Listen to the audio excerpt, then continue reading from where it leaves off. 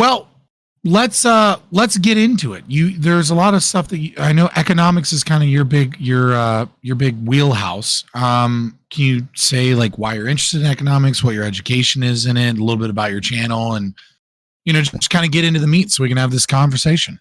Yeah, I mean, I don't have a background in economics. I have a background in computer science, but I'm very good with systems or like determining bottlenecks in systems. That's in my profession. Started getting into economics in about 2019.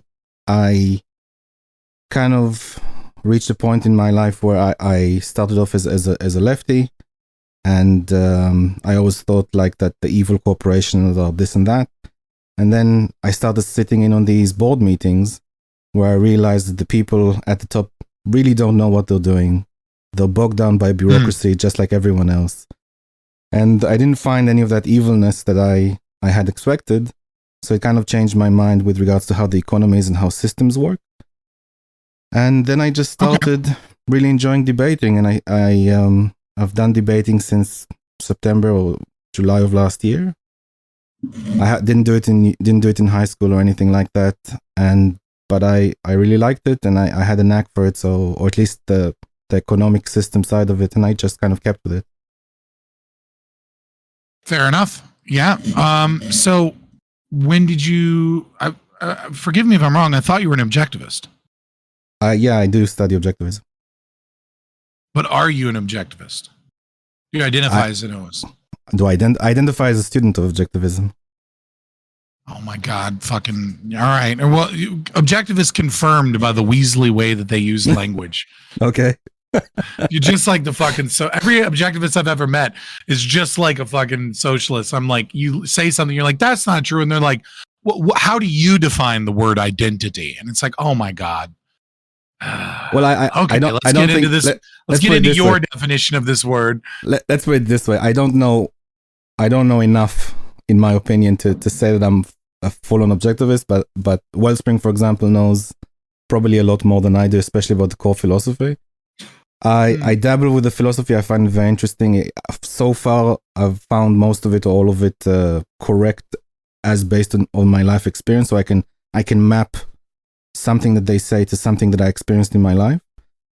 And I do, but a lot of my time I do spend on economics and not necessarily objectivism. But I do kind of take the ideas of how to form concepts and how to abstract complicated topics and simplify them with objectivist concept formation. Okay. So, what is it that draws you to economics that like you want to discuss with like the ANCAPs here? Like, is there some unique difference that you find in our economic theory, or something you wanted to talk about or pick apart? Because I know you really wanted to have this conversation about econ and be like, So I'm just curious. I guess I want to have the conversation more about like our side needs to band together and come up with some good like ideas to then use in debates online with either socialists or progressives. I find that even though there are like a lot of things from the Austrian school, the Chicago school, some of them may be a little bit dated, or maybe people like have already have an answer for them because they're like from the 70s, for example. But apart from that, I do find myself not finding enough information, not finding enough clear ideas to communicate in debates. So I think we should all band together and have like the same front to attack these points or defend these points. So okay, so can you come up with like a scenario that you want to talk about? Because I may not be that great at economics, but I'm pretty fucking good at rhetoric. Well, we do have a question in the chat already, if y'all are interested. Sure. And it's what do you guys think about socialism or communism, and what do you think is the difference between the two? I answered his question with a quote from Hans Hermann Hoppe, and I'm pretty sure he left after it. But I said democracy is the soft variant of communism, just to let him know how much I don't like either of them. But you can go ahead and answer.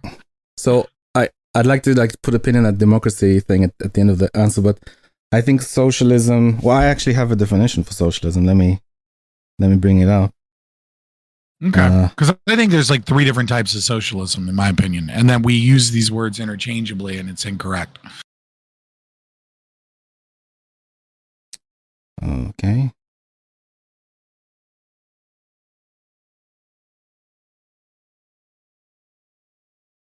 Socialism is a collectivist doctrine that is built around having a majority in-group trying to persecute a minority out-group. It rejects private property rights so that a collective of workers can forcibly and violently remove private property from others to control it collectively. Control and ownership of the appropriated property is typically done by the state, but can also be done by a committee or workers' collective. Socialist leaders convince the public that there's a huge scarcity in the economy and that the minority is immorally excluding all wealth to themselves.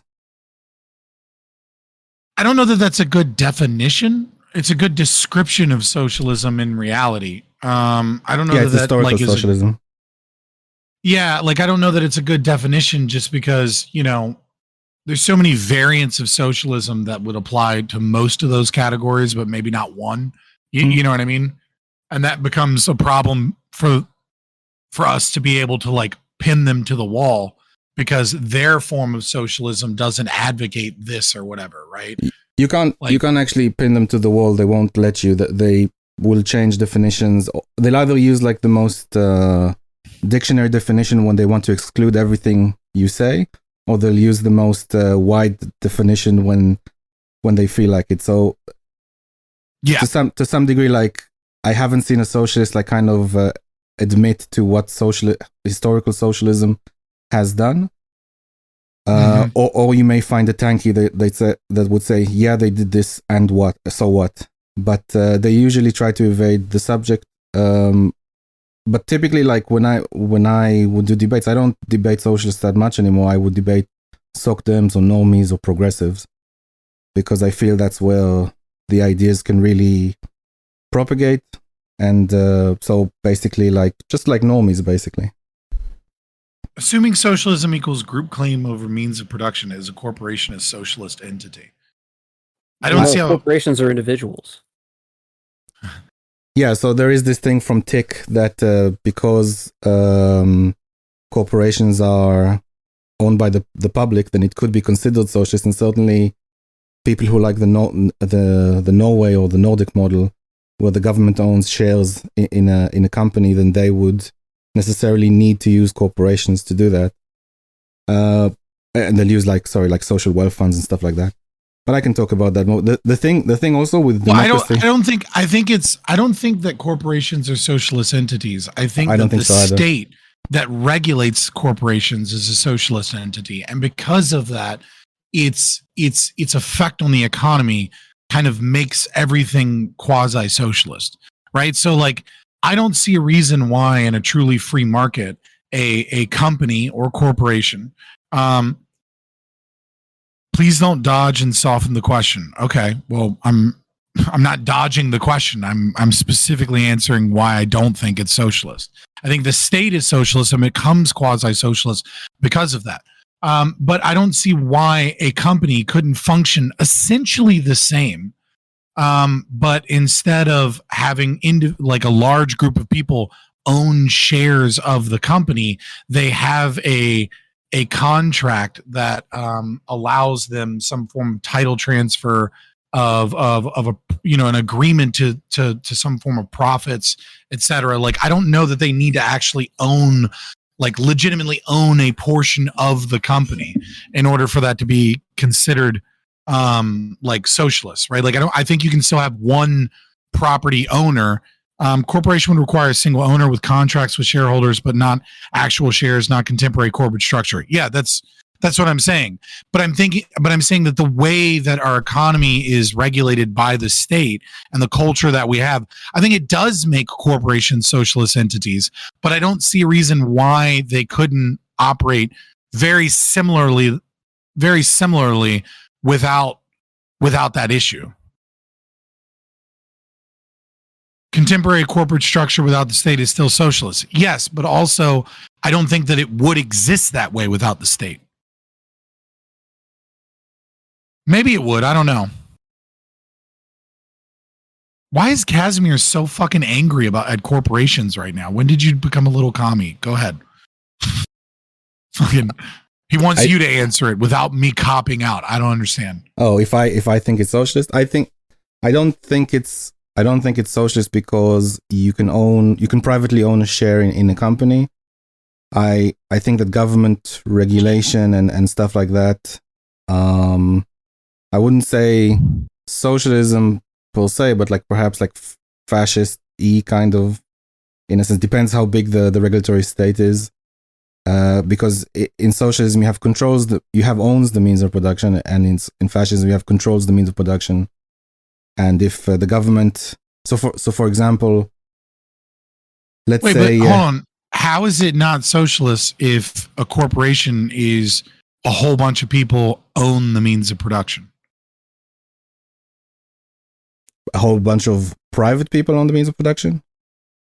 Yeah, like if there's a collective ownership of the corporation, how is that not a socialist entity? I don't. So, are you saying like a corporation versus a co-op? Because it sounds similar in the way you're phrasing it. Not co-op. I'm not talking about a co-op or an ESOP model, right? I just mean like a corporation that has public shares where you have people that legitimately own a portion of the corporation. You have millions of people that own different little chunks of the corporation collectively, right? And have these democratic-based voting shares in doing so. I mean, it's voluntary, but how is it not a socialist entity if that's the case? So I think that socialism is kind of depends. Are you asking, or is this like a socialist talking point? Because if it's a socialist talking point, I would say no. I'm actually asking, like, how is it not a socialist entity? Because I would say that if you maintain the structure, right? I'm where you have hundreds, thousands, millions of people that all own percentages, of a company, then how is that not democratically run collective ownership of the means of production? The shareholders that own a portion of the company, they don't directly control the company. They sometimes get to make decisions like once or twice a year. They can elect representatives in the form of board members to for them to then take care of the shareholders' interests. It's not exactly direct democracy per se, but I wouldn't say that a co-op is also a socialist entity. I would say a co-op is just a business model within a capitalist framework.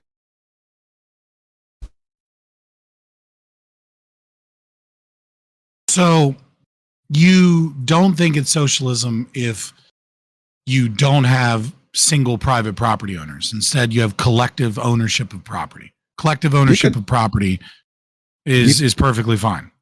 I mean, yeah, if you want to co-op, so let's put it this way. If you want to have a co-op within capitalism, within a market, let's say, and you feel that this to you is close to your ideology, which happens to be socialism, and you enjoy that model within the capitalist framework, have fun. If you're a fascist kind of, let's not say fascist, let's say if you think that a corporation where, let me just describe fascism in this context because it's more relevant. So fascism in this context would be you have a few corporations that basically do everything in the economy, and the government will control them, and the government will limit like new entrants coming into the market and competing with these large corporations, and basically tell the corporations what to do, what to sell, how to sell it, what kind of music to play in the offices, who they're allowed to hire or they're not allowed to, all these sorts of things. Right. But they own the unions too, yeah. But the idea is that the corporations and the government march together in an army towards something.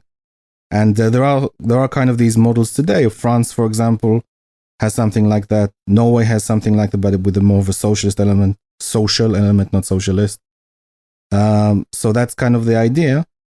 And from my point of view, if you want to have a co-op, knock yourself out. If you want to have a corporation, knock yourself out. Like, as long as everyone's voluntarily doing it, like, that's fine. Yeah, like I don't have an issue with an ESOP model done properly where there's a single private property owner. But your employment guarantees certain voting rights based off of shares that aren't actually ownership of the corporation, et cetera. And I have no problem with that existing. I don't think it does very well under most circumstances, but like it's still socialist. Like you yourself said that like a co-op model is like a socialist model. Well, My question is, I said if people interpret like- it that way, it's fine. okay, but then all right.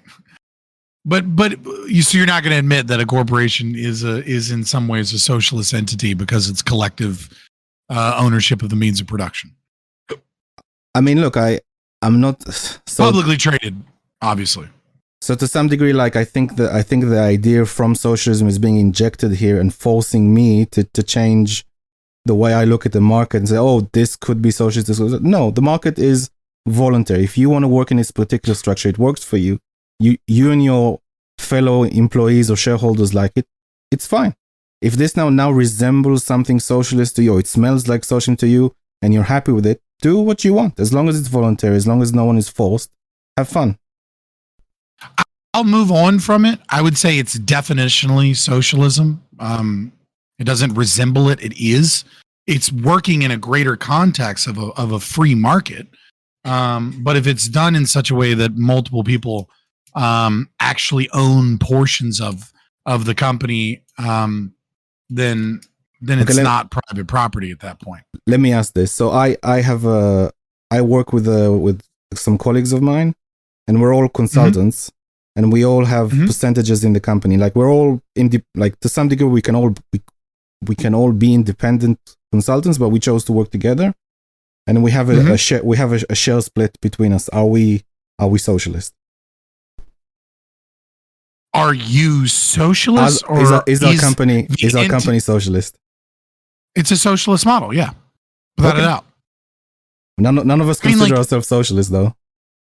Right, but I'm not calling. But that's why I made you clarify the question, because I wouldn't call you socialist just because you engage in some level of socialism. Just like I wouldn't call a parent a socialist by virtue of the fact that, like, you know, they redistribute the wealth of the father that works and, like, you know, gives food to the children despite them not, you know, out of a sense of duty or obligation. I also wouldn't call that altruist, right? Just because they're giving of themselves freely because they have a vested interest and values, right? Like, I don't know that engaging in one entity makes you a socialist, but I would say that ultimately in a free market, one of you would have to be the sole person that the title is transferred to, and the sole owner of the company, and the rest of you would have to be individuals that have some form of contract that requires restitution if it's broken or something, to reap a percentage of the profits or to have a percentage of, like, the say in the decisions of the company. I think that in this particular case, it would be like something like a producer-based cooperative. It's basically like, you know, a bunch of consultants get together and like present themselves as one company. But yeah, anyway, I don't think that the technicality here is super important. Yeah, I mean, it's just nerdy, like deep cut stuff, you know. That's kind of stuff I like, you know. Sure. Casimir and Schizoid Man and me the other night, between the three of us, we had this like a 4-hour conversation about you know, conflict and private property and whether or not it's defined by the observer or, you know, some form of given consent versus whether or not consent exists in the mind. You know what I mean? It's like these things are irrelevant to most discussions, but sometimes they're kind of interesting. And it is a good way to gauge how you kind of think about the economy.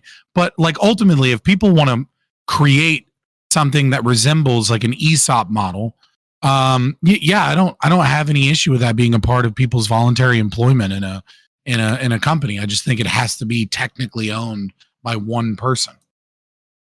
I think that yeah, like if people like to work in that way and for the sake of let's say successful in the market, this particular model is effective at what it's supposed to do. So let's take this example, right? Let's say large companies or corporations are very good at economies of scale because Mhm. they have lots of money, they can buy machines, they can make a lot of stuff very cheaply. And let's say the corporations, the co-op, sorry, they're very good at economies of scope. Like they'll give you a very highly customized, just to your liking, more expensive, but it's more value to you and you're willing to pay that. They'll do economies of scope better, and that's why they may exist better in the market. But if let's say a co-op tries to compete with economies of scale, they'll fail. And if a corporation tries to compete with economies of scope, they'll find it very difficult. Mm. Yeah, I mean, sure. I mean, it could be the co-op or a small business. It doesn't really matter. Family operated business. Yeah. The effectiveness of it in the market, how well it does in the market, that does kind of matter. If it can survive on its own. Well, I'm saying a family owned and operated business could just as easily do anything that a small co-op could do, is all I'm saying. Sure, yeah, absolutely. Can I ask you a question? Can I ask you a question? Yeah, go ahead. So in your debates, so let's take two examples with T-Jump and with Econoboy.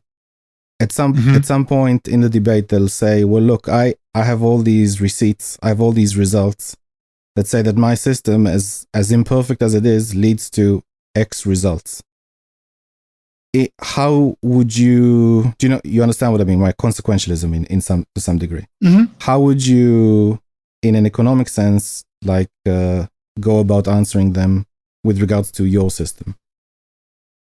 I mean, can you give me like a more specific example and like why I think that's wrong? Because it's kind of example dependent, right? Let's say healthcare.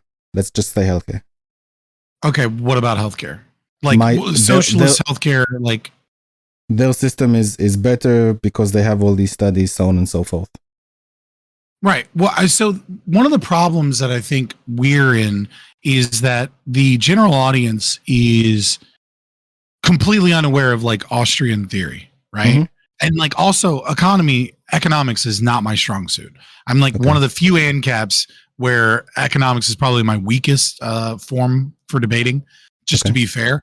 I'm all of my education and most of my reading and training is in social sciences. But if we look at it, I think the thing is go, okay, well, show me the receipt. And it's very rare that I find a socialist that has receipts where you can't immediately show the problems in their receipts. Yeah, right? You can do that. Yeah.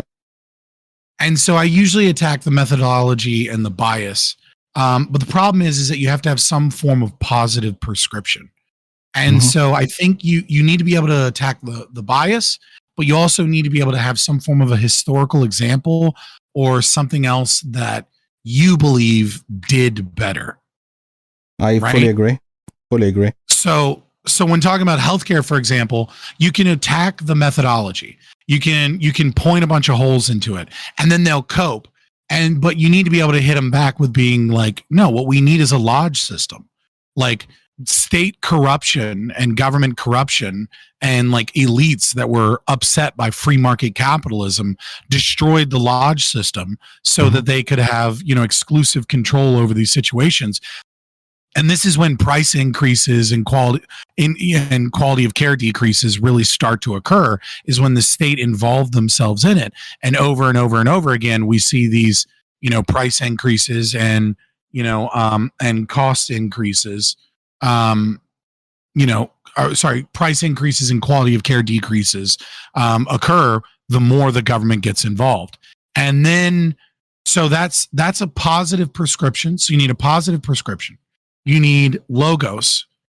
But then I think what you also need is you need to counter with the horrors. Like you need that pathos, right? So, so I mean, I try and debate. I try and approach rhetoric when I'm realizing I'm doing something wrong. I go all the way back to the cores of rhetoric, right? Which is Plato's tripartite, right? Pathos, ethos, logos.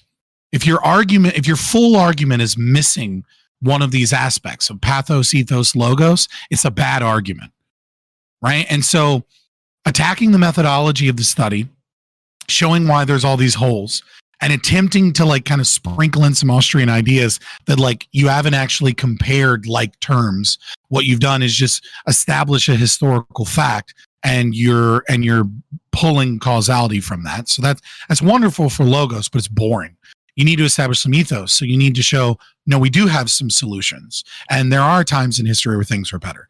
And then you need to hit with the pathos, the third part, which is, you know, if we didn't have social healthcare like Dr. Fauci and the FDA, maybe thousands and thousands of gay people wouldn't have had to have died because the government refused to allow sensible medication, vitamins, and things that were working across the border, and were arresting people, and black markets had to get appropriate medication because they wanted to poison the gay community with AZT. Like, it is a fucking genocide that was made by the government to specifically attack minority groups that nobody gave a fuck about, because that's what happens when you have a monopoly on power and violence, and that's what happens when you have a monopoly on what medication we can and can't use. So I think that's kind of the answer. Is does your debate have the emotion? Does your debate show that you have solutions and some respectability to your position? And can you engage in like the logical kind of like picking apart of what they're doing? And what I find far too often, especially in the econ libertarian space, is it's all logos, very little ethos, and very little pathos. Yeah, I think that's a really good answer. I think it's a very good answer. I think that I fully agree with attacking the methodology, fully agree with attacking like historical examples, like fully agree with giving our own examples, saying, look, this period in history where we had fraternities and lodges, price was very, very reasonable. People got together, they managed to get things on their own very well, and then the state came in and ruined it. I think also like to really like bring it home, and I think this is a very strong advantage on our side, is that the people that these sort of people that you and I debate, they have just a bunch of pragmatic studies, and they don't fully understand the principles why these things happen. I think if we say the reason why the government ruins, the principle behind, of why it will always happen that the government will ruin healthcare is this, and the principle behind why the free market will always do better in healthcare is this. So I think they are missing that side. We need to know what those principles are and just recite it offhand in a debate, because the audience, like if you throw like study after study for them, they'll get impressed, but they won't absorb the reason. But if you leave in their head the reason why free markets do better, they will retain that after the debate. Yeah. So one of the things I've been doing lately is been doing that, right? Is getting some basic principles out. And I think it's been helping me a little bit, which is, you know, explaining marginal propensity to consume, marginal propensity to save, marginal social utility, marginal social costs, price demand equation, our theory of what price is, which is the reward for proper resource allocation and interest due to the, you know, universal time preference for a product, for anything, right? A product or a good or service, right? And then and like hitting those principles hard. And because I think like putting that simplistic definition of what price is not really good for your opponent, but it's good for the audience. And so I've been trying to experiment with like what basic economic principles are relevant to the discussion that we're having, and lay out my definitions and why those are important now, so that we don't get bogged down in empirical studies where people are making like kind of emotional reasoning based off of, you know, just the what seems right, what seems better. Yeah, I think also on that emotional side, I think it's very irritating when some sort of like bread tuber like person just goes, well, you hate poor people, well, you want them to die, and like there's no nuance and there's no reality to it. It just seems very like I don't know, emotional in a sense, and it's there's a perfect way to respond to this. So this is so have you studied rhetoric ever, like classical rhetoric? Probably not. Like read. So reading reading the Sophists and reading like old like Greek rhetoric is really helpful here. So there's a principle called energeia, right? Energeia is a form of pathos. It's also a soft form of ethos. But basically it just means telling a story, telling a personal narrative, right? So the appropriate response to, let's say healthcare. So if someone comes at me, right, and they say, you don't care about people in our healthcare system and poor people, etc., right? My response should be, let me tell you a story. My great aunt, who was, my great aunt, when my great grandmother died, we didn't have the ability to have stay-at-home physicians like my great grandmother did. And so we had to put her in a nursing home. And when we put her in a nursing home, it was a really good nursing home. We did our research. Everything was good about it. And what eventually happened was she died in the nursing home because they didn't, they didn't turn her over to keep her from getting bed sores. And they didn't care that she needed to be spoon fed. And so they let her starve and rot to death with food right in front of her. And we went to the justice system. We went there and we were held up in court for multiple years.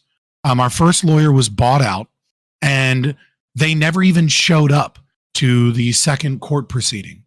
Instead, we won a large lawsuit, $16 million. And it also came with a gag order for 10 years where we weren't allowed to go to the media. And what we discovered was we never got a penny of that money because those corporations had used bankruptcy proceedings and buried us for years so that they could sell off that company, bankrupt that company, and then do a private auction by another company to buy all of those things, hire people up again, slap a new coat of paint on it, and have all the same equipment bought at private auction and put a new sign on the door. And they're open for business today. The same people that murdered my great aunt because of the monopolistic tendencies, because of the way that the government corrupts these proceedings, the bankruptcy laws, and the lack of justice that exists. And I do care about poor people because I've fucking lived this. So how dare you say that to me? I've experienced what state intervention and a monopoly can do in these systems. And that's why I want a freer and better system. So when they attack your emotions, it is or your lack of empathy, that is the perfect time. If you do have a true narrative, don't lie, but like if you do have a true experience that made you see why these things are fucked, that's when you use that because it utterly shames and destroys their accusation. So humanizes you to them? To the audience. You'll never humanize yourself to a bad faith debate opponent, right? But the audience is like, that whole accusation goes away immediately. And you've completely sold yourself as someone that's passionate about it because of your personal experiences. Even if they think you're wrong, even if they think that your approximation of it is wrong, it destroys them and makes them look like an asshole. Makes them look like a bully and a piece of shit. Okay. Yeah, that was a pretty powerful story, Scott. It's a true story. I've got quite a few of them. It's fucking why I went from being a socialist to a libertarian. I was dragged kicking and screaming. It wasn't any piece of theory that led me here. Cool. But energeia is really powerful, and energeia is usually best when it's the end of your argument. Now, there are other forms of energeia. Poetry is a form of energeia. A story, a song. There are other ways. If you don't have a personal experience, there are other things that you can do for energeia. But all energeia really means is putting someone in a place emotionally, right? So even if you don't have a personal narrative where that like is really strong, like I had for that example, right? Someone accuses you of being unloving and, you tell a story about a poem. It sounds weird, but like if you can do it well, and you have to be a good rhetorician, you have to be someone with charisma to do this, but if you can do it well and you can put someone in a state of feeling, it just destroys those accusations. Because what that accusation is saying, what that accusation is really communicating without communicating it is it's saying all of your arguments are logos and you lack pathos. That's what it's really saying is you lack emotion, you lack care, you lack that spark of humanity, that curiosity, that artistic inspiration, whatever that might be. Yeah, I can fully appreciate it. I think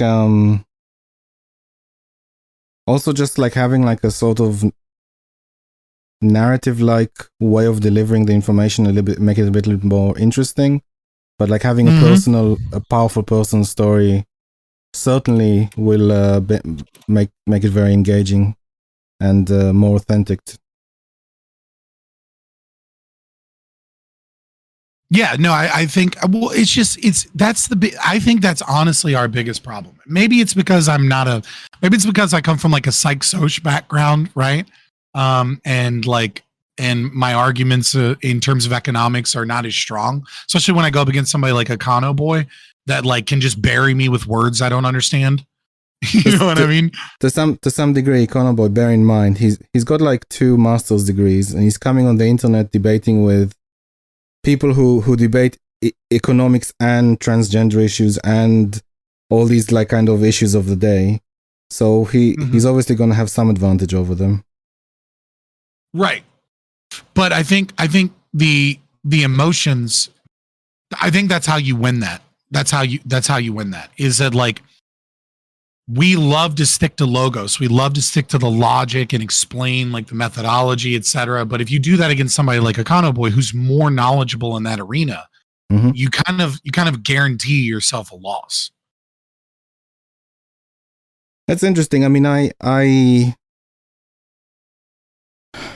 when it comes to someone like let's say T-Jump, where he'll just rely on stuff that he gathered, say, look, I gathered all this information. I don't fully understand economics, but from what I gathered, healthcare is better in let's say countries that have nationalized healthcare, and it's objectively and he'll say something like it's objectively better and everything's better, and I'm not even going to debate the point with you, the game is over.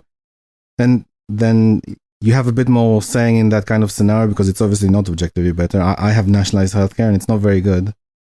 With Econo Boy, this is why I tried to bring up. I was like, okay, it's objectively better than like, how come waiting lists are 3 times longer in this country, right? You know, like I tried to poke holes in all of the bullshit that he was saying, because it's like, yeah, healthcare costs are double in America, but we also have a black book. Those aren't real healthcare costs. So studies are bullshit. It's also like some people choose to spend more on healthcare. And I gave an example of how I chose to spend more on healthcare when my fiance at the time was pregnant with our son, right? Like we shopped hospitals because we were in a more market-based system. We chose to spend more money. We chose to increase. We made the personal choice to increase healthcare costs at average in America because we wanted a better experience with more qualified people. Yeah, he obviously would just be concerned with the average across the population. I think another insight that I've had is that a lot of socialists and a lot of altruists, when they argue philosophy or they argue economics, one of the things that they do is they like to do snapshots in time, and they don't like to follow that through to conclusion. They don't like to reiterate what that point means if it becomes a norm. And one of the things I want to learn better is like, how do I explain to the audience what a moral norm means? Because I don't think people actually understand what a moral norm means. And so when you say something is a moral norm, they don't get that it means that society accepts this as justified, and thus it becomes like a regular occurrence in society. And so if you can take their position and show, I don't know how to do this yet. I need to develop a better rhetoric to explain to people what a moral norm actually means. So if you justify it once, you need to tell me why it's only justified in this specific sense, right? and Yeah. not a moral norm. Because if you say that it's justified as a moral norm, that means I get to reiterate it over and over and over again. And so, like, when people say, like, oh, everybody should have a right to a cardiologist and we need like equitable care, right? And that's why we have a socialist run healthcare system. It's like, okay, well, if that's the norm, then there's one doctor in the world who is the best cardiologist. Does that mean who gets to see the greatest cardiologist in the world? Is it the richest people? Well, no. Does it mean that the best cardiologist just happens to live in an area? Does that mean that if the smart people that are better will move to that area because that person's better? Or does that mean that the government needs to engage in the economic calculation problem, right? And needs to determine what are the most dangerous and unlikely to survive heart patients. And this cardiologist needs to have a private jet given to him by the government so that he can fly all across the country at a moment's notice to give surgeries to the people that are the least likely to survive because he's the best cardiologist. Okay. How much money are you willing to spend? Are you willing to destroy the environment with private jets over and over and over again to make sure that we have an equitable distribution of the best cardiologists? Like, Okay. what do you mean? Okay, so I'll go back to the previous point you made. So I think objectivism to some degree has like a nice answer to that. See if what I'm saying makes sense to what you were asking about. There's a line we use called the moral is the practical and the practical is the moral. So the idea is, for example, the reason why we have freedom in the market, that's the moral element, is because it allows people to be very productive and produce as much as possible. Because the people like to produce, they like to create, and we give them that space. We give them that space in the market, and so you have the moral principle, and you have the practical results from that moral principle. So to some degree, there's like an element, or it touches reality, or there's an element of consequentialism to it. Like, it's still a moral principle, but it's like a sprinkle of consequentialism in it. And I think so. But with moving to the other example you gave with the doctor, to some degree, like even if you have a nationalized healthcare service, you're still rationing healthcare in some way. It's not like a lot of people think, okay, we have free healthcare, then everyone will get the best healthcare possible for free, and we'll all pay for it. Like, no, the healthcare that you get in a nationalized healthcare service is mediocre or average. And if you have a situation, for example, where one person needs a lot of healthcare and 1,000 people needs a medium amount of healthcare, you would prioritize the 1,000 people and not the one person that's very sick. Just because you have a limited number of resources and you need to allocate it in a certain way. So if someone is very sick, you may not help them at all. You may help them to a point, but no more than that. Whereas in America, you may get the best healthcare possible. Like if the top 50 hospitals in the world, half of them are in America. So, to some degree, you're still rationing healthcare in some way. Now, some people may say that, I want it to be equal on principle. I don't want rich people. I dislike rich people. That's my main thing in life. I don't care about the poor. I just dislike rich people, and I don't want them to have better healthcare than anyone else. I don't want them to have better education than anyone else, so they have more advantages in life. I want everyone to be the same. And that's like a moral principle that you can attack. Right, but they'll never admit to that, right? You have to fall kind of back on this. You have to ask them a series of questions till they kind of like agree to it. Right. I mean, if you can get them to admit to that, like, that's amazing, right? Because resentment is really the philosophical background of this entire kind of altruistic philosophy, right? It's not about making the poor better. They just justify it's about making the poor better by claiming that there's like this pie of resources, and that if the wealthy are getting more, it by definition means that the poor are getting less, which is just right. Like, and so you might be able to attack that idea to expose it. I don't know how you get to expose that. If it depends on who you're debating against too, like how good they are, how well they see those traps coming. The thing about I don't like the moral is the practical is moral, but I do think there's an element of truth to it. And I would say that aggression and coercion always has a cost, right? And it's not just the economic calculation problem, right? But just think about it in chimpanzee troops, right? a chimpanzee troop leader, right, can be really violent and aggressive. But if he's too violent and aggressive, right, weaker chimpanzees will gang up on him and beat him to death, and then there'll be a new troop master. Well, the reason is because there is a cost to coercion. Okay. And again, when you do it in a slice of time, that cost seems minuscule. But when you reiterate that game over and over and over again, and you justify it as a norm, like I said, right, you're constantly incurring that cost that a system without aggression doesn't incur that cost. Right? Yeah, and so aggression is impractical once you reiterate that game always, because that cost builds up. You can do so. I would say this: you can do game theories, and I think that is helpful, especially in a market sense. Because I can give an example. So let's say that we have a market and it's a sort of game theory. Two people interact and they exchange, and the idea obviously in an exchange that both people got something from it. They both benefited from it, so there's a net positive from the trade. But if we have some person, let's say, decides to use aggression on the other person, just take it, then one person benefited from the trade and the other person lost from the trade with aggression.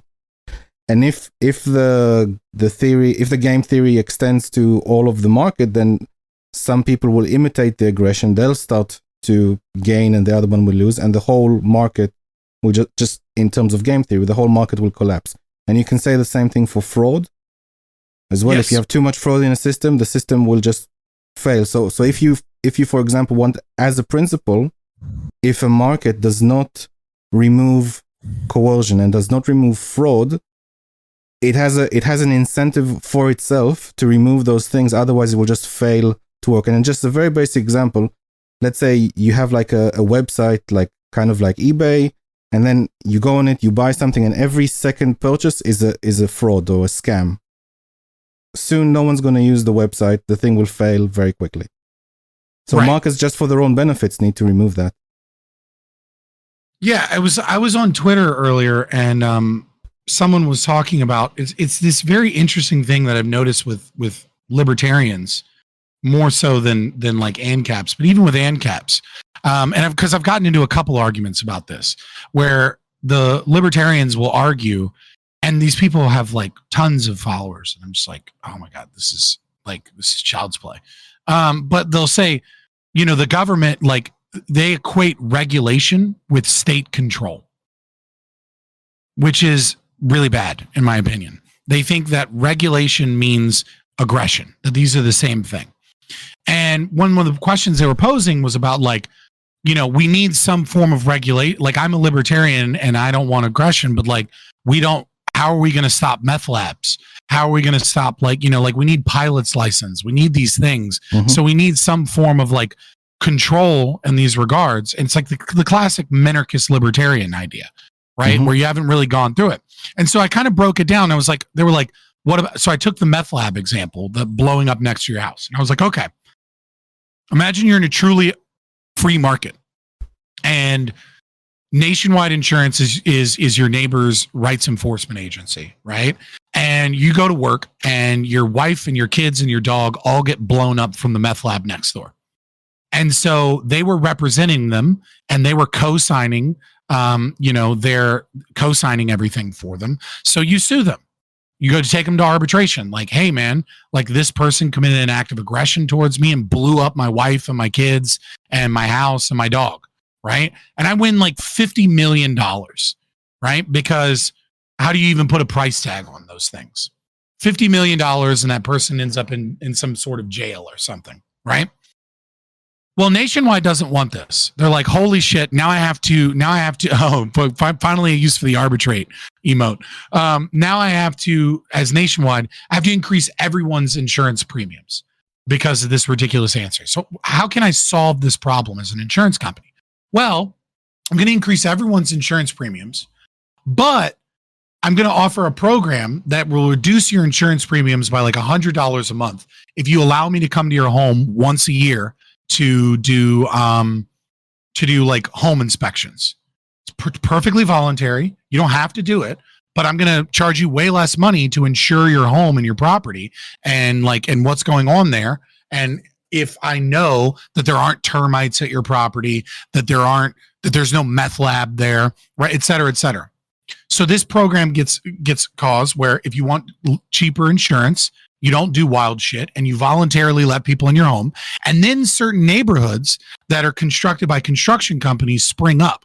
And those neighborhoods go, we'll sell you a house, but on the deed, ownership of the title goes back to us and you'll be evicted if you don't have an insurance company that has, let's say, a yearly inspection. So now the whole neighborhood has this. And then you voluntarily spend a little bit more money on this because you want this service, because you want to make sure that everyone in the neighborhood isn't cooking a fucking meth lab, right? Like isn't doing wild shit. And so you voluntarily choose to pay a little bit more money on a house. The construction company gets to build a nice neighborhood and you get lower insurance rates and those prices balance out. Lo and behold, the market has voluntarily self-regulated. And so this is a thing that, like, when we talk about econ and regulation and government regulation, is I think it's another example of how we don't put forward positive prescriptions and explain the way that the market actually regulates in such a way that doesn't incur the cost of aggression that comes from the state. Yeah, so I read the tweet. I'm not sure if I'm comfortable with the whole meth lab example. I appreciate you set it up very well. But in general, yes, business insurance, they can affect the behavior of companies in the market. If companies want, and I also had a podcast, I talk about this with Robin, with Lucas Robin, the state, about how business insurance can affect market behavior. In effect, there is no such thing as unregulated markets. It's just, is it state regulated or self-regulated? And here you can you can inject a principle where you say, well, look, the market can react very, very quickly to changes that it needs to solve.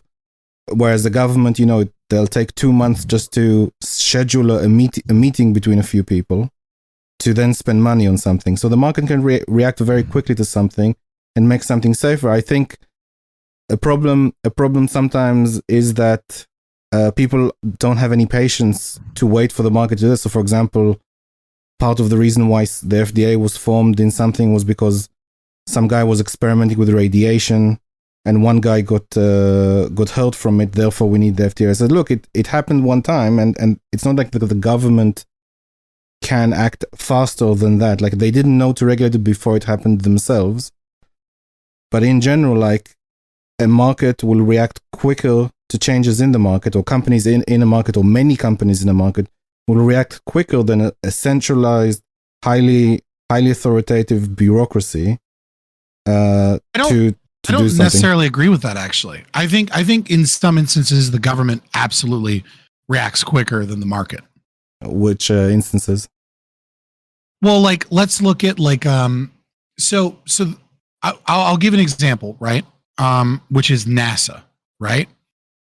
It reacts quicker than the market because the market didn't determine a need for it, but the government did, right? Central planners wanted something that wasn't necessarily what the people in the nation wanted, right? It wasn't what people wanted to do with their money, but because they have stolen money, they can do things that aren't necessarily the problem is thought of more as a problem than it actually is a problem. And in those instances, the government can react quicker than, let's say, SpaceX. I think SpaceX probably would have come along eventually and would have done things more efficiently than the state would have. But the state can steal money. So it can cause more problems by solving a presumed problem by just throwing money at it in a way that the market wouldn't necessarily do, because the market hasn't determined, and by the market I mean the people haven't actually determined that is something that they value compared to the financial cost or burden of it. Does that make sense? Yeah, I mean, I can see what you're saying. I think that to some degree, even with the Wright brothers, there was always a desire to fly or fly higher than the atmosphere and see what's outside the Earth. Certainly, if you had one of the richest people, like in America, or several of the richest people in America said, I'm really interested in space at the start of the 20th century. I'm really interested in space and I want to invest money to see how high I can fly and then go into that vehicle and just for my own benefit, then maybe we would have seen some more investment in this. I accept. Yeah, I mean, we also can't compare. We can't compare. We can only use like Austrian methods here because like what we can't compare is maybe I'm wrong. Maybe the market would have responded faster it without that taxation because people would have had more wealth, more GDP, more economic transactions, disposable income to fly to space. More right, exactly. They would have had more disposable income. But I would still think, looking at human action, that there are things that aren't actually problems that the state determines to be a problem. And in those instances, it makes sense to me, like looking at it praxeologically, right? That if the market doesn't see a problem, but central planners do, then, or central planners value that problem at a higher order value than the market and the people do, then it makes sense to me that the government is able to solve that problem quicker than the market because their values are ordered differently. So they have no problem stealing more money and throwing and wasting money to solve this issue in a way that I don't think the market would, because the market is dependent upon profit. Yeah, I mean, I don't think I see too much issue with that point. Like if the government sees a problem that the market does not necessarily see, then they can throw more money at it and it will be solved faster. I mean, to some degree, like in my world, we would still have an army, and if an army sees a need to have, let's give an example, sees a need to have drones 50 years before they are in the free markets or the markets, then those drones will be developed faster for the needs of the army. And then if, let's say, the markets then says, oh, this could be applied to kids playing with drones because it's cool, and they take some of those ideas and they implement some, to me that's fine, because the army needed it, they invested in it, it helped them. And then if someone else, like on the back of that, saw an application for the market, that's okay. Yeah, I mean, here's where we split it off, as an anarchist. Not too much, right? Scott. Let's just keep it, keep it civil. We're together. We're on the same side, Scott. No. I'm not coming at you. I just mean to say that, like, there's also the inverse of that, which is that even though the military would not have, like an anarchist, let's say, anarcho-capitalist, like mercenary company might not see that need as quickly as a government central planner, but because they're not stealing wealth for the maintenance of the army, there's more innovation in other places, which might mean more trade, more peace, or more innovations in places that surprise us. Right. So I do think that the market is actually superior here because it doesn't waste those things, those resources in that way. Yeah, I mean, guns were made in the market, weren't they? That wasn't made by the army, wasn't invented by the army, was it? I guess the principle between guns started with Chinese fireworks. Right, but who made handguns? Sorry. Europeans, I'm pretty sure, made the first ones. Who made the Colt something? The Colt 45? Peacekeeper? Yeah. I don't know, just like I was under the impression that the market made firearms and then the army bought them or asked for like large orders. It's always been that way. Yeah, so it's always been that way. Yeah. But I mean, some of those companies, obviously, like Sierra Industries, or is the only one I can think of right now. But like some of those companies basically exist off of the government teat. Today, maybe. What's that? Today, I'm sure a lot of things exist off the government entirely. Yeah, right. But is there a pivot that you wanted to go to in terms of discussing economics to get away from this principle here? I mean, I'd like to discuss two principles with you. I mean, the big one is cost disease socialism. and the other one is Director's Law. Can you refresh me on cost disease as a principle, and then the idea of cost disease socialism? Sure. Cost disease, from maybe I can remember it off the top of my head, because it's not something I talk about often. But cost disease, from what I understand, is one individual within a market or within an industry, their labor becomes more productive, but other labor does not become more productive. And so because this one form of labor becomes more productive, they get paid more because of the increase in productivity, but that there is kind of a demand from the market for those other areas where individuals have not seen an increase in their productivity in labor, but because of the relative income differences to other people working in the industry, they kind of demand more money. And so you kind of have like a redistribution economically from more productive areas of the more productive sectors of the economy or industries towards less productive sectors or industries. Yeah, I think you got like 95% of that. So basically, Baumol. Okay, cool. I'm glad I remembered, because it's been a while since I've thought about cost disease. It was pretty good.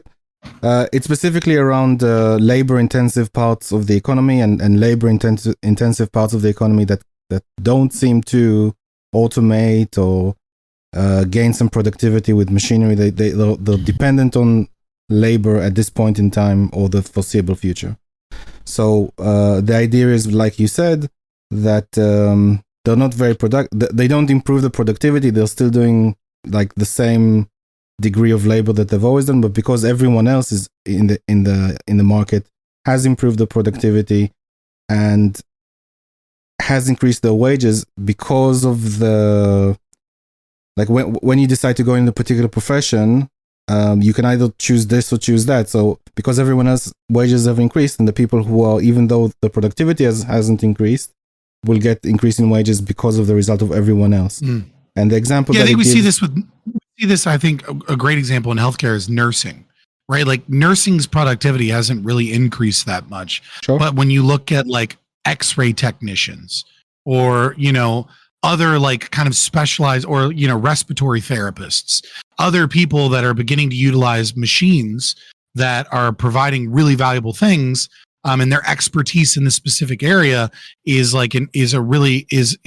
really productive labor, whereas nurses are still kind of just doing the same job they've done, with some increases in technology, et cetera. But for the most part, they're checking in on patients, checking charts, making sure their drugs are, being administered properly. It's kind of the same job it was 50 years ago with slight increases in other areas. Sure. So yeah, I think that's a good example. I mean, Baumol himself gives the example of a 4-string quartet, where he says these people will play. If you want to see these people, you always have to hire them. There's nothing you can do, and if everyone else in the economy has more wages, then their wages have to increase as well. But the problem is, with this example, is that we have, we can record audio, we can play to ourselves. We don't have to pay a string quartet to see the music. So there is. So in some degree, a lot of people criticized this theory because you can get some improvements, or let's take teachers. Teachers for right now is a labor-intensive profession. The only thing that we've done is we've just packed more kids in one room so that we could like make use. That's the productivity improvement. We have not used YouTube. We have not used apps. We have not used a lot of the things the internet gives you, even in combination with teachers. We have not used any of the. We are using that now, unfortunately, but it's the woke that have taken over those things, social emotional learning and things like that. They're using it not necessarily for an increase in the productivity of teaching, but for the increase in the productivity of indoctrination. They now use they now give kids these like little aptitude tests and so that they can aggregate who are the students that are not woke enough, so that they can focus specifically on those students as a means of indoctrinating them into the ideology under the name of social emotional learning.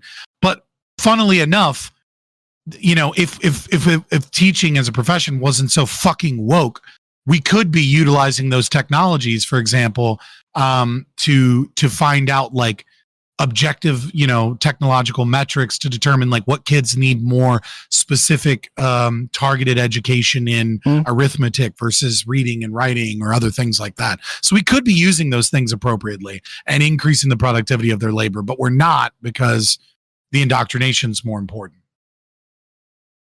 Sure. No comment. We could be using things like, like AI chatbots that help people like learn a bit better and stuff like that. We have like, to some degree in America, there's like a homeschooling movement that does use some of these online stuff in addition to the homeschooling that they do. And but kind of like, let's go back to to adding the socialism at the end of cost disease. So the addition of socialism to now make cost disease socialism is a term made by the Niskanen Center, which is a left. Hold on. So if I was to guess, what you're saying is, instead of allowing the market to get rid of jobs that are less productive and haven't increased in their productivity for kind of like creative destruction, socialism steps in and you see an increase in the demand for redistribution because different sectors of the economy become more productive while others don't? The idea, close. Basically, the idea is the government then steps in, either because people want more of this. Sorry, this labor-intensive part of the economy becomes more and more expensive. Mm-hmm. Or it reaches a point where people want the government to step in. Once the government steps in, it restricts supply and restricts supply and then diffuses the cost. So, let's say nurses now have to have a very serious degree, or they have to go through a particular AMA kind of process where the number is restricted, so there's less of them, the costs go up. And the costs are then either the government just pays for everything as a sort of nationalized service, or in the case of education, they allow people to take out very, very large loans, but it removes the market mechanism of prices. So the market mechanism has gone away, and the government restricts it for a variety of different reasons, like healthcare and FDA regulations and all that. It just happens to restrict it. So when we were looking at the debate, was it last night or the night before last with Shane Hazel? Last night. I don't know, man. As a Twitch streamer, the days just blend together. But we were looking at that debate. Oh, last night was the panel. Thursday. Yeah, it was Thursday. Okay, so when we were looking at Shane Hazel debating Stacey Abrams and Kemp, right? Stacey Abrams was like, teachers need more money. That's why we need $11,000 salary increase. And Kemp was like, calm down. What we really need is what I advocated for and what I passed, which is, $5,000 incrementally over time. And it's like, obviously it's not quite perfect because, it's already government run, but like it is this kind of thing where teaching is becoming less productive and they're just demanding more resources despite a lack of the increase in productivity, because the market isn't able to respond in such a way that would, utilize new technologies towards this education system. Yeah, with education, I think there's a lot of people that just on the left in particular that just say, look, that if you give it more money, it will be better. Why? Because rich people pay more money, and we want the same results that rich people get in private schools to be in like inner city public schools. And some of the inner city public schools in, let's say, New York are like close to 30,000 per child per year. So I don't necessarily think that throwing money I'm quite sure that throwing money at the problem would solve it. Or even if you're in a debate and they say we need more money, then just say, look, okay, let's say take a school, double the money. Let's pretend I have a magic wand. I double the money per student. What would you do with that money? Smaller classrooms, great. That's pretty much it. Like if a facility is broken down and like the whole thing is like leaking from the roof, then fine. Then there's something to do with the money. But if all that is like fixed and like average, then doubling the money won't be like such a big deal. There are other factors like discipline or like parental help with the kids that is missing here. This is again where I think we get bogged down in logos, right? Okay.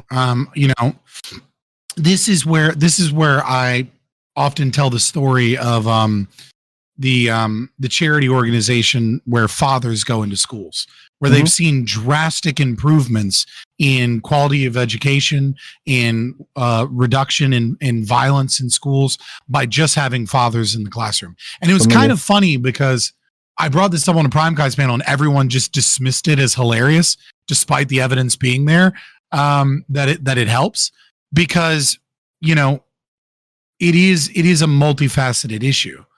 And yeah, I don't know. I just wanted to point that out. I apologize for interrupting. I didn't want to forget it. No, it's fine. I mean, to some degree, like, maybe you can say the same. If you, I'm not entirely sure about the following statement, but for argument's sake, let's say if you double the police spend, will you get much better protection?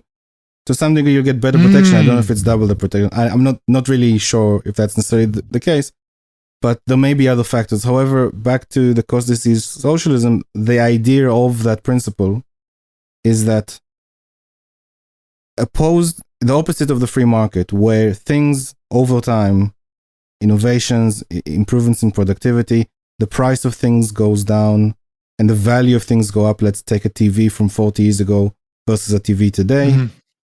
But in the case of things that the government gets involved in, like healthcare, housing, childcare, higher education, those things increase the price over time. They over like 20 years, they could be like 100%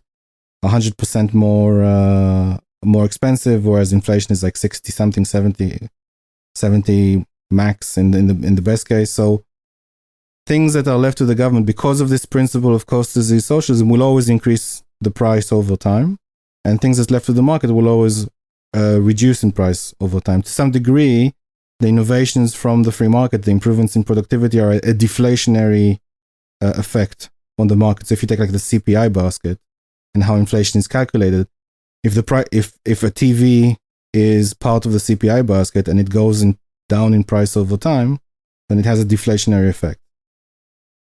Yeah, I mean, like there are certain, you can see this in like I've seen graphs, right, where like they iterate different like goods and services in the market, and you see like you know, the cost of things like TVs going down, electronics going down, you know, certain, you know, automobiles kind of like going down but slightly, and it's like, oh wow, all of the things that the government is involved in, the prices just keep increasing and increasing. Like relative to other things. What is interesting though is that it seems to have like the exact opposite effect of creative destruction. Like it seems to disincentivize creative destruction. Absolutely. Because if you're going to pay and you're going to have the government step in to kind of save this Luddite fucking, you know, low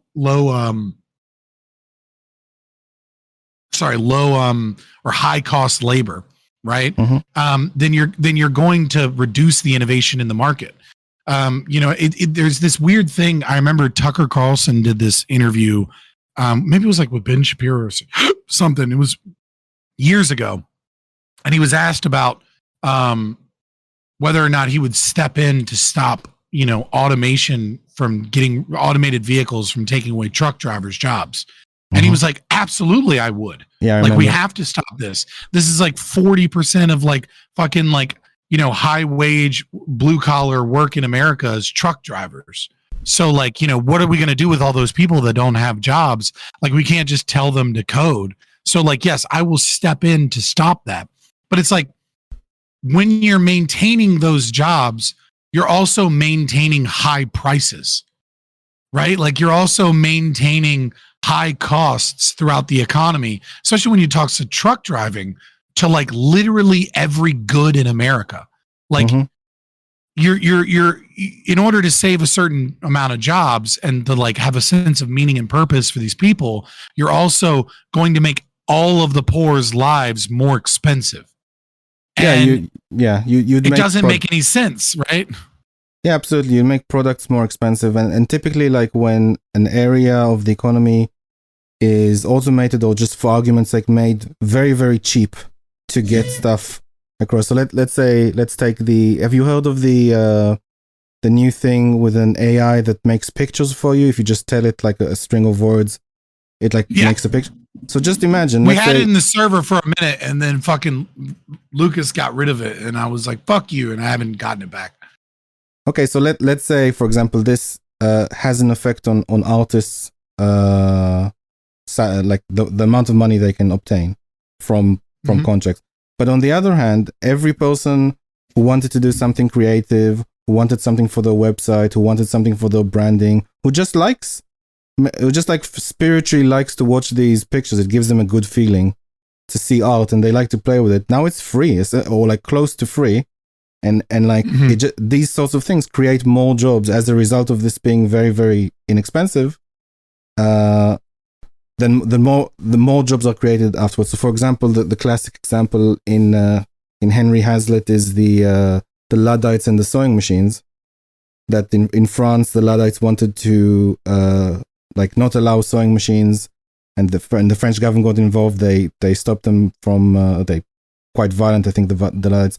They stopped them from doing that, and then like 20 years later, or 26 years later, they came back to the garment industry and saw how many people are working it. It was something like 44 times more people than there were before after sewing machines were introduced. So, yeah. So the example that I like to give, and it's less about like it's not as good of an example in terms of like showing how government attempted to step in, but it is a better example because I think people remember it and people value the current product. So the example I usually use is Blockbuster versus Netflix, right? That like Netflix came into the market, and at first Netflix was terrible, right? Like Netflix was, you paid $15 a month, and in your mailbox you would get DVDs shipped to you, and it would be based off of availability. So you'd never get the fucking DVD you really wanted. You'd get the ones like lower on your list. And sometimes they'd be scratched and fucked up, or it'd be the wrong DVD. But it was an innovative idea, and they made it better, and they made Redbox, right? And then as they used those profits, they created Netflix.com. And Netflix.com essentially destroyed Blockbuster and home video stores.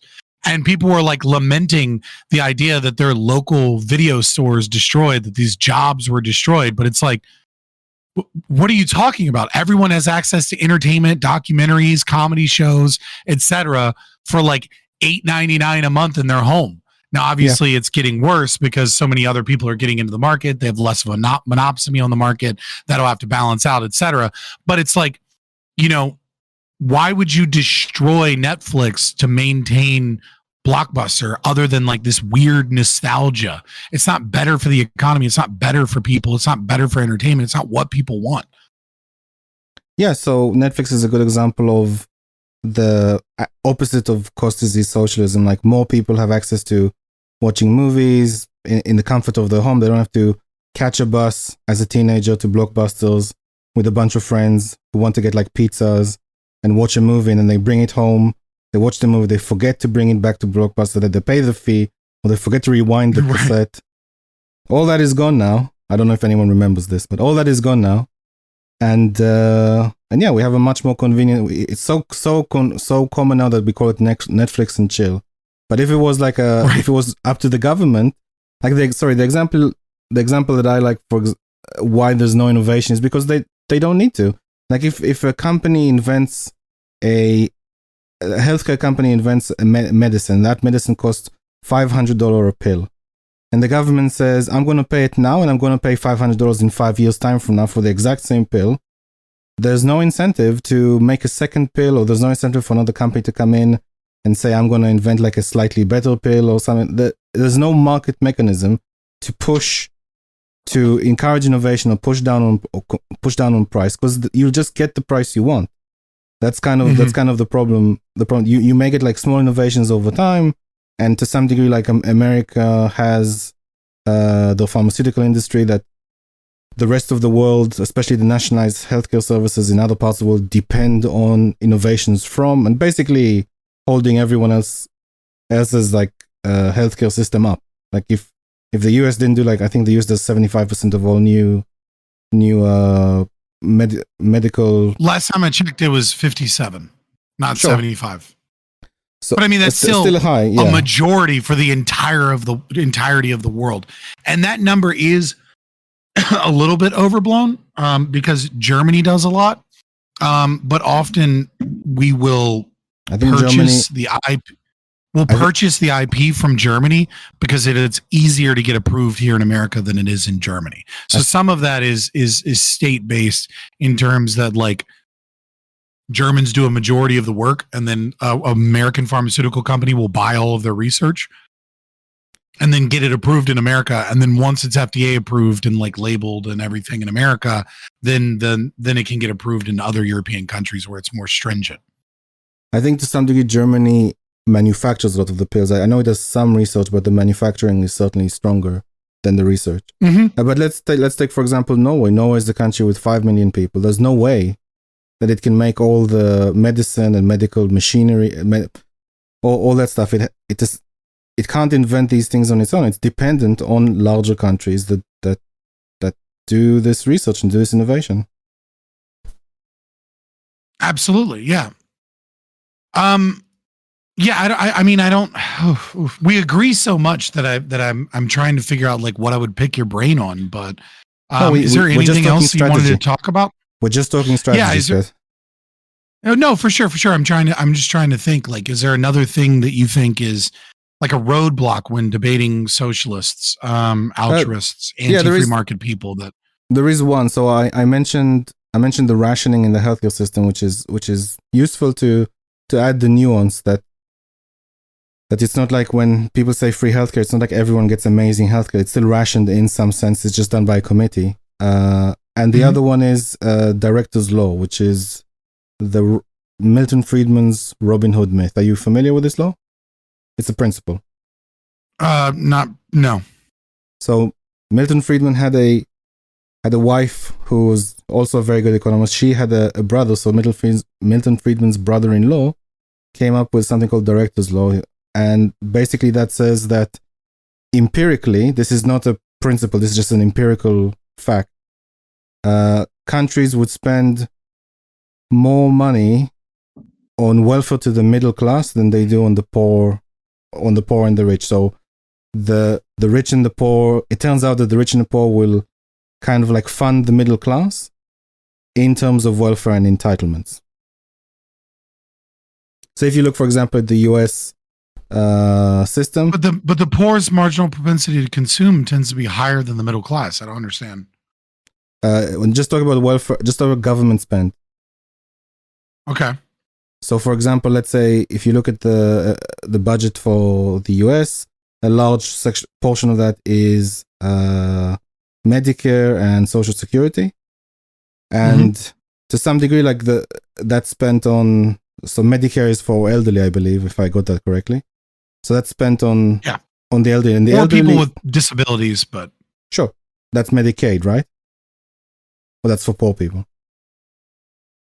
Medicare and Medicaid is really fucking complicated and handled differently by different states. And then there's Medicare Part A, B, C, and D, and like D is supplemental. I don't want to get too deep in the weeds on that. Let's just say the healthcare we give the elderly and the Social Security we give the elderly. That's the large section of the budget every year, and the elderly are considered middle class. Like if you put them as a group, they typically have a house that they mostly paid for, if not completely paid for.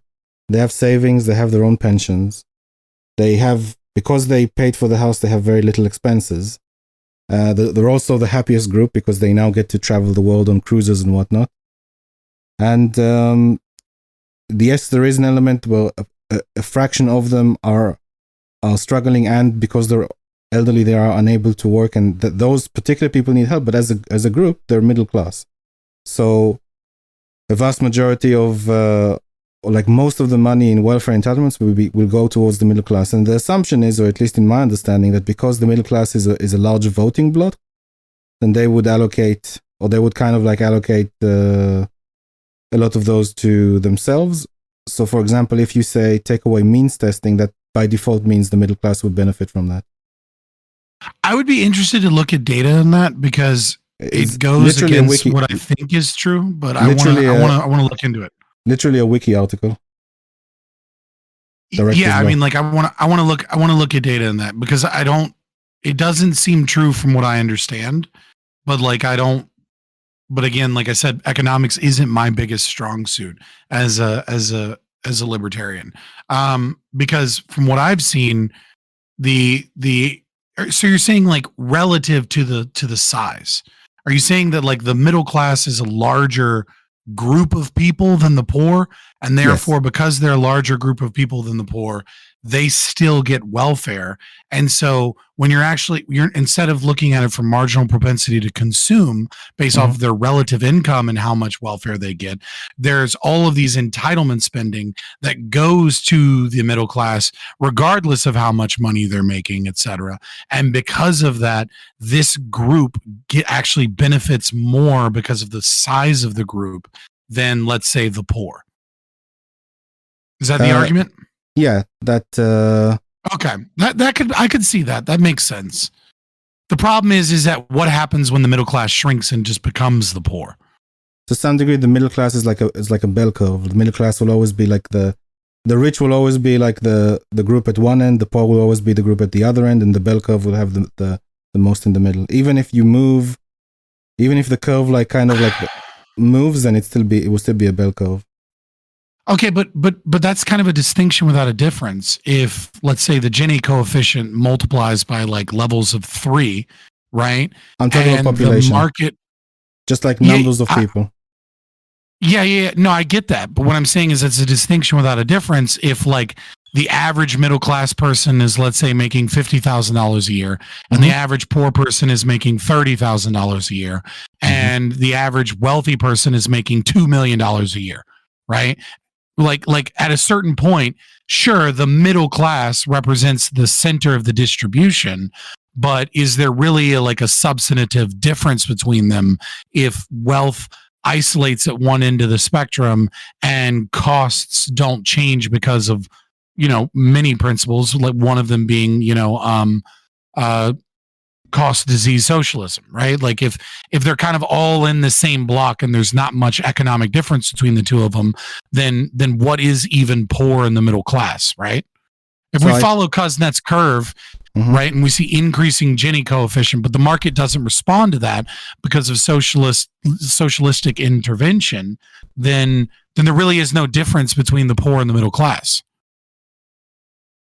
To some degree, like, well, depends on how you look at the numbers. So let's say if you're looking at income, there is a distribution that will give to people who are lower income, and the people who are in the bottom quintile, so the bottom 20%, will on average have like 48,000 after federal transfers and bonuses and salary and all that factored in.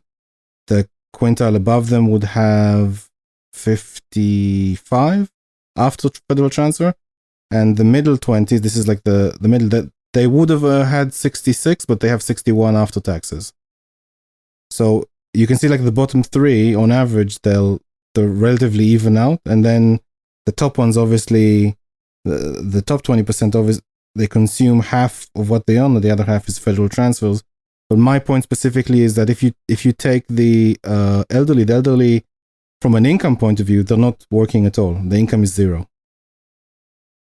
So they've paid all their life into a, let's say, I'm a little like confused with Social Security in a sense, because we have pension system here. We don't have this like mix of welfare and entitlements. A pension is a pension. Like you put money in a pension, you put like 3% throughout your life, and your employer puts another 3%, and then at the end you get to use that money after it grew while being in the markets with a pension company. So that is kind of we have those as well, but it's kind of dying because of how often people switch jobs now. Okay. Oh, it's dependent on so it's private to us. It's not dependent on the company. Yeah. So like we have 401ks and things like that. And a lot of businesses will offer like transfers and matching of 401ks, but it's kind of like the same way with health insurance. It's usually job dependent. Okay. So we would have a pension. We would stop working. We'll become full capitalists because we have we're not working anymore and we're living off our capital now that we've saved all our lives. So we're now proper capitalists by the Marxist definition, which is cool. And then, but from a point of view, if you look at it on the graph, our income is zero, or it could be like, or it could be like very low. Let's say if you factor in the pension itself, it's like $1,000 a month, 1,500. It's still very low. We just don't have, as a retired person, you don't have any payments to your house. It's paid off, and you can start saving money. Like even though you're not making a high income through your pension, but if you don't factor the pension in at all because it's like a sort of asset, then you're making zero income, and you pop up on the distribution at the bottom. You're the poorest quintile because you're not working. Okay, but I'm still trying to understand how. So let's take a hypothetical, right? Sure. Right, but like I mean, I understand that this is a tendency, right? This is an empirical fact, not necessarily a principle, and that's kind of what I'm getting at. Is that like if we take our current hypothetical, right, and the WEF types and shit like that, they get their wishes. Everyone eats the bugs, right? They get massive socialist control of the state while still calling it, capitalist, even though it's not. And the bottom 3 quintiles all have very slight differences in their income, right? After a certain point, right, it no longer matters, when welfare occurs. This principle wouldn't make a difference, because as they shrink together, their marginal propensity to consume gets closer and closer, right? Whereas the middle class used to be this burgeoning, wonderful middle class, and they have all of this extra income and they're getting welfare. Like the middle class ends up with like a marginal propensity to consume of like 0.95, and then like the bottom quintile is like 1.1 still, right? Like after a certain point, I don't think that it matters that the middle class, you see what I'm saying? Like it tends to lose its effect in terms of like the voting block of the middle class utilizing their power in such a way. I think the confusing bit here is that we're using income and ignoring wealth. So, so let's say let's for argument's sake, let's say they have no wealth, right? Like we're Sure. all in our little pods and nobody owns fucking homes except the rich. Well, let's look at it like this. Let's say I'm saying that the elderly are middle class. They're part of the middle class and they're a very large group. But on the income distribution, they're in the bottom quintile. But from the wealth distribution, as a group, they're the group with the most wealth. They'll just default to the group with the most wealth. They'll have, if you factor in their pension, their assets, their houses that are paid off, they will be likely in the top 20% of wealth. Okay. So, and they'll get like, dividends from their wealth. So, and they'll get like payments from their pension, and they'll get like, benefits for owning a house. So if, for example, the house prices go up, so let's say you're an elderly person and you're renting, and the rent has recently doubled because of inflation, or like it was like creeping up, and then like the owners of the house said, look, it's now this apartment in the city that I'm renting out to this elderly person, I can get twice as much as I'm currently charging them, so I'll kick them out. They'll become homeless, and I'll double the rent. But if you owned your own home, you're protected from that kind of market fluctuation, especially if like the government printed a lot of money. So all these things help this group of people. But these group of people, the way I'm saying it is they are middle class as a group, and they are a group that always votes very effectively. They consistently vote very much. If you notice, politicians tend to support this group very much. And to some degree, if they don't support it, and let's say some of those fall to poverty, then the government will have to spend maybe even more in other ways. Okay, so the argument is that it's really just looking at the reality that we currently are in. It's just and different the numbers, reality that we're currently the reality that we're currently in is that the demographic with the most wealth is the elderly, and they have they're a large and consistent voting bloc Yes. that vote with a very high time preference, right? Because they're elderly, they're going to die soon, and they want to be taken care of themselves, and they want all of these entitlement spendings, which are really a majority of the national debt, right? Mhm. I think it's something like our spending is like something like 83% now, entitlements, some of which is debt. But I mean, we bicker over like the defense budget or like what new tax plan and all these things. And we're all bickering over like 15% of the budget because the overwhelming majority of the budget is this golden kind of goose that we can't touch or we'll lose all the votes from this elderly demographic that demands Social Security, that demands Medicare and Medicaid, that disproportionately actually doesn't go towards impoverished people or, you know, minority communities or, you know, low socioeconomic status neighborhoods or whatever, however you want to say it, or whatever it is, but instead goes towards a voting bloc that already has the most wealth, but is demanding kind of increased things for themselves, kind of at the expense of everybody else.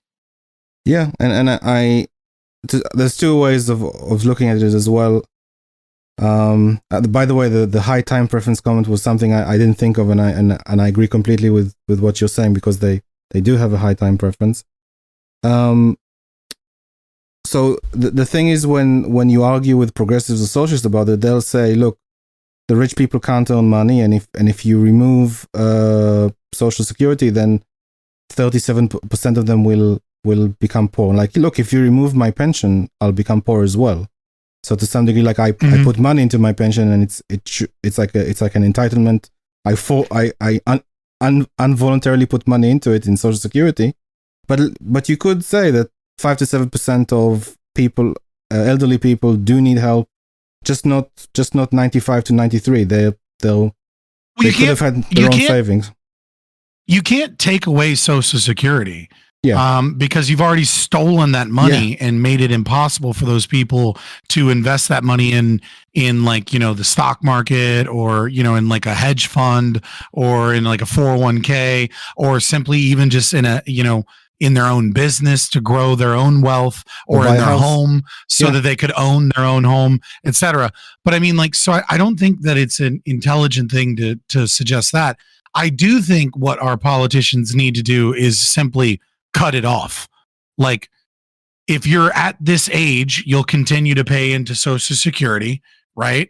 And we'll continue to maintain your Social Security. But people that are turning 18 right now, we're not going to take Social Security tax from you. But you're also never going to see Social Security. Like, that's the only really appropriate way to do it, is to stop the theft from people, from everyone, or at the very least, people who haven't already done it. Like, so, I mean, like, if I was going to argue like kind of an incrementalist policy, I would say everyone turning 18 today, you will not get Social Security taxes, but you'll also not get Social Security benefits. And as elderly die off, we have less payments, but we also have less money coming in. Yeah, I think I'm not exactly sure how you would move into it. Either you can just say, this is your money here, put it in your own private pension or something like that. But I think to some degree, the 18-year-olds of today may not get Social Security because it will just pop by the time they reach it. Or if I was in America, I wouldn't get it. I may not get it. Even if they say we want to put means testing on it, then some people won't get it as well, just because of the means testing. But I think what do you mean by putting means testing on Social Security? So just to keep it alive, if you put means testing on, you say only poor people get Social Security, or middle class gets, but the rich do not get Social Security. That already exists in Social Security. I'll just as an example. I'm not clear exactly on the details, so I'll take your word for it. But I think well, I mean, like, so if you fully retire and you don't own, and like there's no means testing on Social Security, but like you can't get Social Security benefits and make a certain amount of income. So. And that income doesn't just apply to wages. It also applies to certain types of assets that only the rich have. So if you're like absurdly wealthy, you're not getting Social Security already. You're just paying into it for other people. Okay, so maybe like, upper class or above, but in general, Yeah. I'll take your word for it. The point I wanted to make is the moral point is that to some degree, obviously, we realize that the social security system is a kind of Ponzi scheme where the young pay for the rich.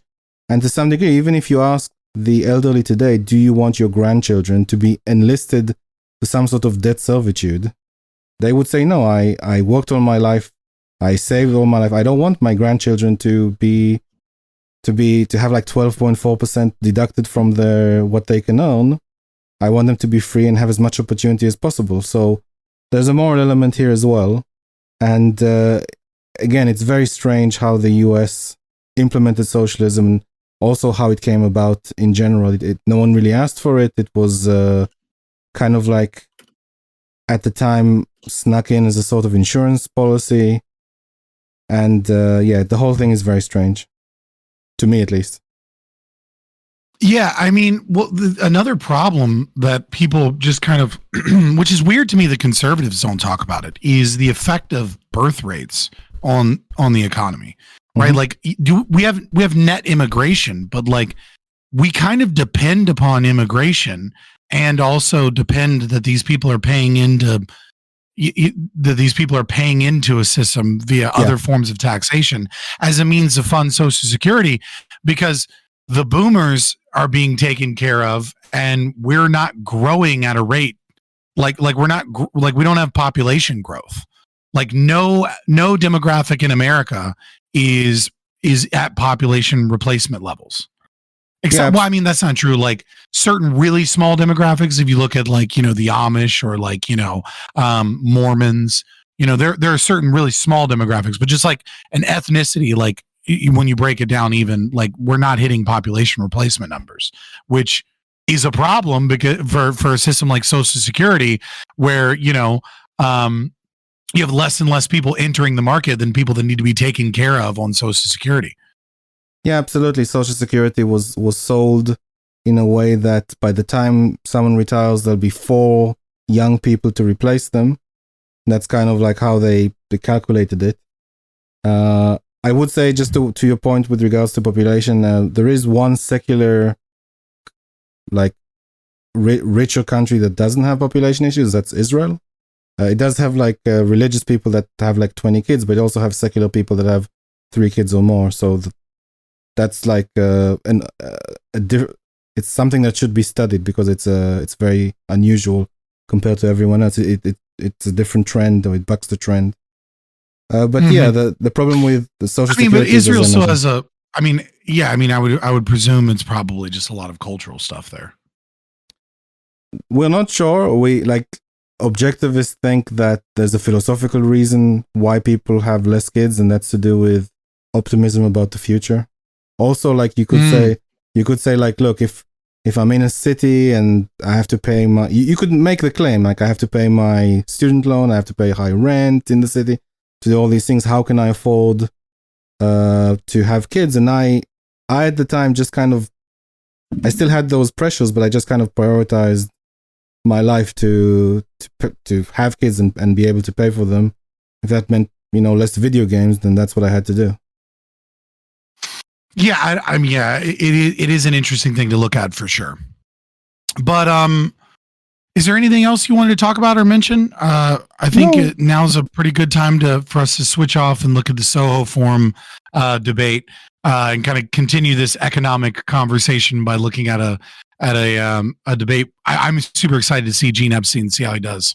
It's a really good debate. Gene Epstein does pull something from his sleeve that's really very interesting to watch. He kind of, the thing with inequality, that income inequality, that progressives don't fucking ruin it for everybody. Like, I haven't seen it yet. I'm ready. I'm gonna react to it. Don't tell me his number one zingers. Okay, right? So it's very interesting. If you haven't seen it, chat. It's a very interesting chat. Like, we're about to go. It's a very interesting debate, and he does do something. He does have some very good, useful tools that if you debate progressives, you should watch this debate. Yeah, absolutely. I mean, I'm excited. Should be fun. Philosophical Zombie Hunter. You can find him on in the Discord, Pretty Zen Human. But on YouTube, it's Philosophical Zombie Hunter. If you search for Philosophical Zombie Hunter on Twitter, you're not gonna fucking find it. Unless you already follow Don't search for me on Twitter. I'm just trolling constantly. It's like the opposite of my regular self. That is exactly what it's for. What are you talking about? That's just what you do on Twitter. Constant trolling, sarcasm, non-stop. Oh shit. All right, so we're gonna get out of here. We're gonna I'm gonna get some more water, and then when we come back, boys, we're gonna have ourselves a little debate